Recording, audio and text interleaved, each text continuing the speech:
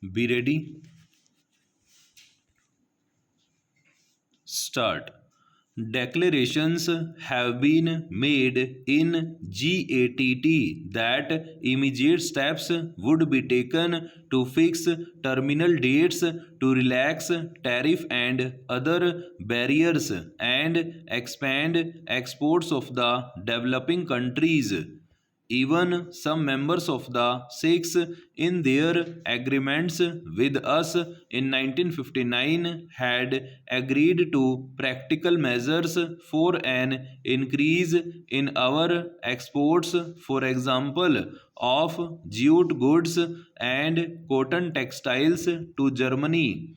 It was expected by us that as a result of a growing realization on their part that we could continue to import more and more from them only if we were able to export more and more, we would be able to work out trading arrangements to provide growing outlets for our products on the continent. Para. This has been the general trend and approach.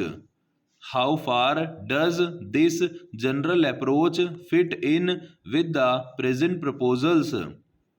I do not see them fitting in.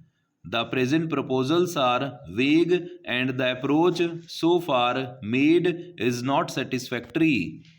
Comprehensive trade agreements are a good idea, but in the quest for what has been described as a balance of bargaining positions, the prospects of our being able to negotiate a really worthwhile agreement with the enlarged community seem to us to have been seriously prejudiced.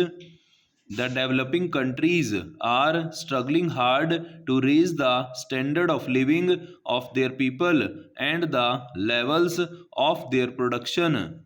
It is impossible for us to import machinery and capital goods necessary for our development plans unless we can increase the level of our exports.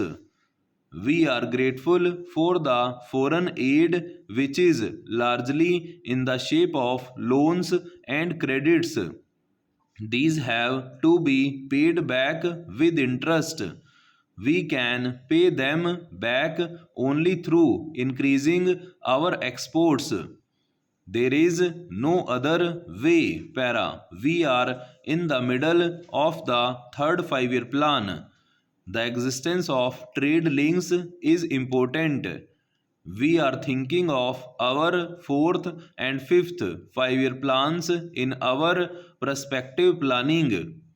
We are naturally worried by the adverse effects of these proposals on our plans. The UK's entry into the EEC may well worsen the position not only in relation to our earnings of foreign exchange but in relation to unemployment and might have grave social consequences from the human point of view. All this does not fit in with an international approach or an approach of GATT as it is generally accepted. The accession of the United Kingdom to the EEC means some diminution of her sovereignty.